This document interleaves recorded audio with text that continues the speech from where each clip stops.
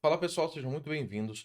Ontem todo mundo foi pego de surpresa aí com a notícia que o Docker vai estar atualizando e estendendo a sua subscrição, né? A sua inscrição dos produtos, falando aí que o Docker Desktop passa a ser pago. Mas o que isso vai afetar para o nosso dia a dia? Bem, para você que usa Linux, fique tranquilo, as versões pagas serão apenas o Docker Desktop, ou seja, aquela versão do Docker que você roda tanto no Mac quanto no Linux. E o que vai acontecer agora é simples. Eu vou abrir aqui para vocês o post do blog, vou deixar o link aqui também na descrição do vídeo para vocês depois acompanharem. Basicamente aqui nós temos esse post do blog do Docker explicando como que vai funcionar tudo isso, né? Então diz aqui que o Docker é usado por milhões de desenvolvedores para construir, compartilhar e rodar qualquer aplicação. E 55% de todos os desenvolvedores utilizam o Docker no mundo. Para quem já acompanha o Docker aí há um bom tempo, já sabe que o Docker Hub, por exemplo, ele já tem a sua assinatura. Então, por exemplo, usuários não registrados têm um limite de imagens para fazer download. Usuários registrados já têm um limite um pouco maior e usuários pagos não têm limite aí de download de imagens do Docker Hub. E aí a gente vai entrar agora com algumas assinaturas, que são a Personal, a Pro, a Team e a Business, ou seja, pessoal, profissional, time e negócio.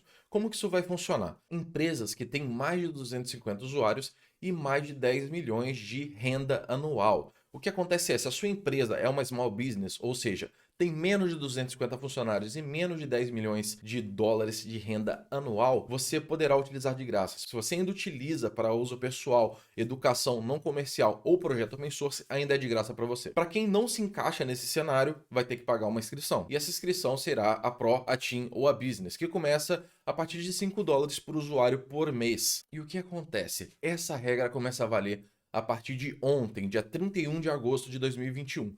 Porém, fiquem tranquilos, existe um período de carência até 31 de janeiro de 2022 para as empresas se adequarem. E como que vão funcionar essas licenças? Nós temos aqui os modelos dela. Então, a partir do modelo personal, que é o modelo que a gente vai ter que adquirir agora, que custa 0 dólares, ou seja, de graça, mas a gente vai ter que entrar lá no site da Docker e adquirir essa licença provavelmente, vai ser utilizado aí para profissionais de pequenas empresas que entram naqueles critérios de menos de 250 funcionários e menos de 10 milhões de receita anual. Para empresas que não entram nesse cenário, você tem que pagar aí no mínimo a licença de 5 dólares por mês. Mas Caio, eu uso Linux. Gente, Linux não utiliza o Docker Desktop. Servidores não utilizam o Docker Desktop. Essa regra vale apenas para quem utiliza o Docker Desktop. Então, se você utiliza Linux, fique bem tranquilo, nada vai acontecer com você, pelo menos até agora. Nós temos um ponto aqui também que passou despercebido para muita gente. Tem aqui um FAQ, ou Frequently Asked Questions, ou perguntas frequentemente respondidas. Se nós abrirmos o FAQ deste blog, nós conseguimos ver aqui que tem uma explicação sobre esse tipo de inscrição. E indo um pouco mais abaixo, a gente tem aqui uma parte falando o seguinte, que é muito importante, que é essa partezinha aqui, ó. Eu posso apenas instalar o Docker CLI ao invés de utilizar o Docker Desktop? E ele diz o seguinte, se você utiliza o Mac, você pode instalar o Docker CLI Engine dentro de uma máquina virtual, utilizando o VirtualBox ou VMware Fusion, que pode requerir a compra de uma licença para o VirtualBox ou VMware Fusion. No Windows, você pode instalar e rodar o Docker CLI e o Engine dentro do WSL2. Se você usa uma máquina Linux, você basicamente instala. Então esse ponto é muito importante, porque se você está utilizando aí um Mac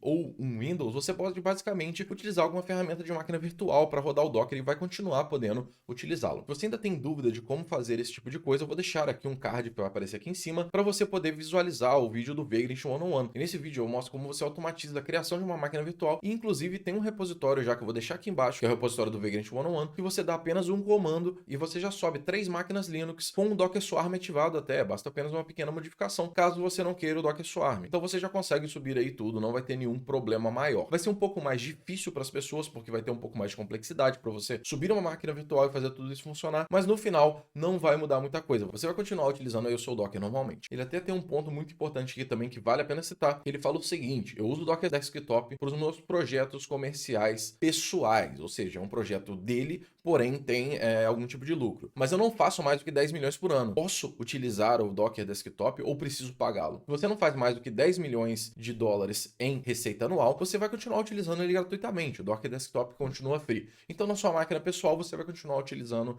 esse Docker Desktop. A menos que seja para fins profissionais, você vai ter que pagar a licença aí. Então, pessoal, eu não acho que isso é o fim do mundo, ninguém precisa se preocupar muito, até porque Para uma empresa que faz mais de 10 milhões de dólares de receita anual, pagar 5 dólares por mês por usuário não é muita coisa. Então, para vocês não vai mudar muito. O que vai acontecer é que as empresas vão ou pagar a licença do Docker ou pedir para você utilizar ela aí através do Linux. Então fiquem tranquilos, tá? Todos os links que eu comentei aqui vão estar aqui no comentário do vídeo. Esse vídeo ele é mais curtinho, mas porque muita gente veio me perguntar e eu achei que seria mais fácil fazer um vídeo. Um outro ponto muito interessante é que com esse fechamento do Docker, provavelmente a gente vai ter mais espaço agora para o Podman e para o Buildar. Para quem não conhece, o Podman é uma outra ferramenta que sobe containers, inclusive é uma das ferramentas mais utilizadas agora com a nova versão do Kubernetes, e o Buildar é uma ferramenta para construir containers. Se vocês quiserem algum vídeo sobre isso, deixem aí nos comentários que eu posso trazer isso para vocês, beleza? Então é só isso, ficamos nessa e valeu!